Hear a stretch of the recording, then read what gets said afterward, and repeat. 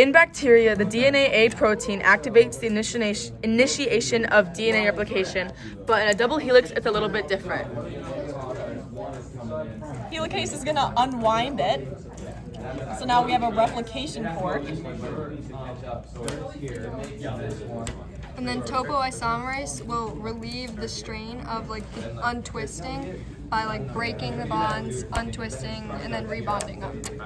And it continues to do that. Topoisomerase 1 cuts a single stranded from the DNA, and topoisomerase 2 is able to cut through double strands. 1.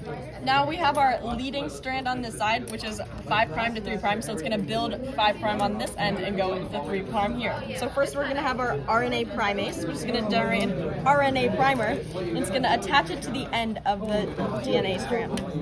And then DNA polymerase 3 will come in and start adding complementary DNA to make the chain, and it does this one at a time. This is this. The elongation process. Yes. So long. These are the single-stranded bonding proteins, and they occur on both sides before the complementary bases are paired, and they prevent the strand from twisting and rejoining with another strand of DNA. We're going to have our RNA primase add RNA primers to the lagging strand, but it's going to be in multiple areas because eventually we're going to have to create Okazaki fragments since it is discontinuous. After this primer, we're going to add the DNA polymerase is going to come in, and it's going to elongate it, and still going in the 5 to 3 direction, and it's basically going to continue jumping to this end so it can still build in 5 to 3. The polymerase is going to keep attaching to the primers and continue to build it.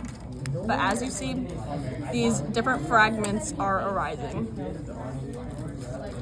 After this occurs, our DNA polymerase 1 is going to remove the primers and add the correct bases and replace them. It's also going to happen on the leading strand as well. The polymerase 1 is going to replace the primer. Then we have our DNA ligase, which is going to join these Okazaki fragments together, and it's going to form bonds between them.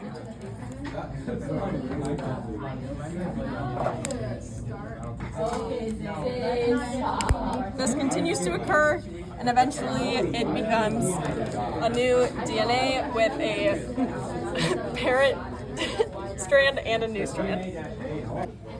In the end, each of these two strands is going to contain DNA from this original parent strand, which is called semi-conservative DNA replication.